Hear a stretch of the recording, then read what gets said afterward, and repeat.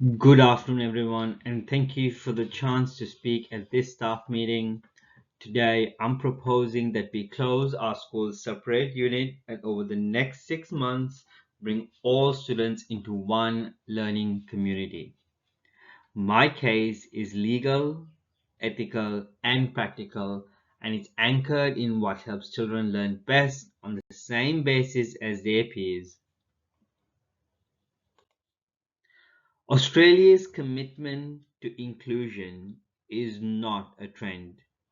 It's a human right. The Universal Declaration of Human Rights recognizes education as a right for all.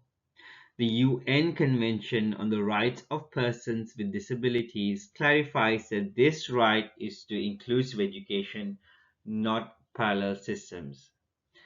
In Australia, the Disability Discrimination Act and the Disability Standards for Education require schools to consult, make reasonable adjustments, and ensure students learn on the same basis as other students. Our curriculum authority, ACARA, also provides explicit guidelines to student diversity and adjustments within the curriculum. Historically, schooling has moved from exclusion, segregation, integration, inclusion. Integration places students near their peers. Inclusion redesigns the classroom so everyone belongs, participates, and achieves. That shift is underpinned by the social model of disability. Barriers are in environments and attitudes rather than the medical model which locates a problem in the child. In practice, inclusion rejects othering, confronts ableism, and dismantles gatekeeping that funnels learners into separate spaces. So, why close the unit and how we'll succeed? Our current unit is well intentioned, but it is a model of integration, not inclusion. Separate spaces increase the risk of othering and lower expectations, even when staff are deeply caring. Inclusion is not placing a child in a mainstream room and hoping for the best. It is a designed learning community. Inclusion works when teachers intentionally build one class and design learning so every student can participate meaningfully. The point is simple. Belonging is engineered through pedagogy, routines, materials, not left for chance. So my proposal is to close the unit within 6 months with a phased plan that supports students, families, and staff while meeting our legal duties and improving day-to-day learning for all. Student agency and our duty to consult. By law, we must consult with students and their parents about adjustments and continue the consultation over time. This isn't a formality, it's how we align goals, supports, and review cycles. For our focus student Luca in year 2, our co-design adjustments with him and his parents, setting clear learning goals, choosing evidence of learning that suits his strengths, and schedule regular check-ins. Student agency matters when learners help shape adjustments, engagement, and self-advocacy grow. Inclusion is a team sport, and inclusion is collaborative. Successful inclusion requires coordinated support across multiple systems. Using Brenner's ecological model, we can identify both positive factors and potential risks at each level, from immediate classroom interaction to broader societal attitudes. In his in the microsystem, which is in the classroom, we can see that Luca's voice, his twin Giorgio, classmates, teachers, and allied health practitioners are immediate influences. In his mesosystem, his homeschool communication, the teacher and therapist coordination ensure strategies transfer across settings. In his exosystem, the department services, NCCD processes, and professional networks shape resources and timelines. The law, standards, and community values matter, and this is where ableism and stigma must be actively addressed. The chrono system needs to evolve over time. Our plan is iterative and data informed. This model reminds us that inclusion is not one teacher working alone, it's a team around the child. Addressing these factors requires leadership, commitment, collaborative planning through professional learning communities, and clear communication protocols. The NCCD framework mandates this collaborative approach, ensuring adjustments are evidence-based and consistently implemented.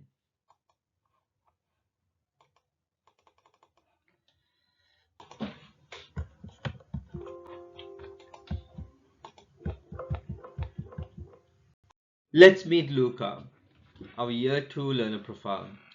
Two things are true about Luca. He has mild cerebral palsy and dyslexia, and he is a year 2 child who wants to learn with his twin and friends. Mild CP may involve fine and gross motor differences. Implications can include handwriting speed, posture, seating, and stamina across the day. But cognitive ability is not implied by CP. Let's make that clear. Dyslexia involves difficulties with phonological processing, rapid naming, and orthographic mapping.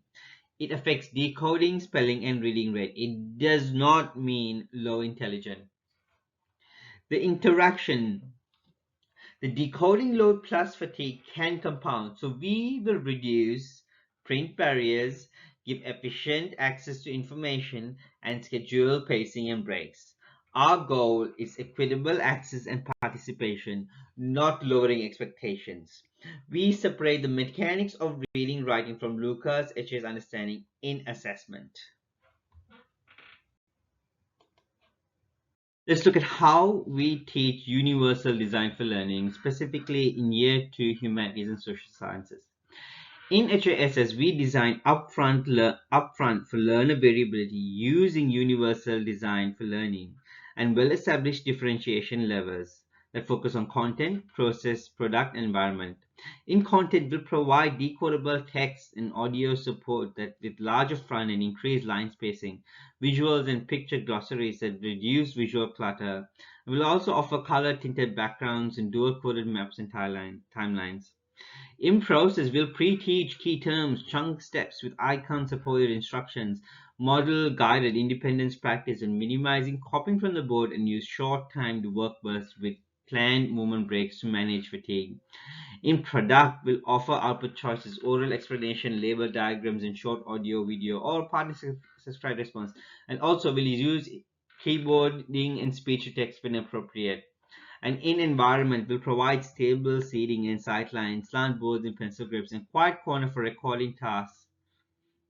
We'll focus our assessment using adjusted rubrics that separate HISS content mastery from transcription decoding to permit read aloud reader and alternative evidence modes that allow split sessions or extended time. This is not just for Luca. The same clarity, visuals, and explicit routines lift outcomes for the whole class. To put it plainly, we design the environment, not the child. UDL anticipates variability so everyone can access, engage, and express learning.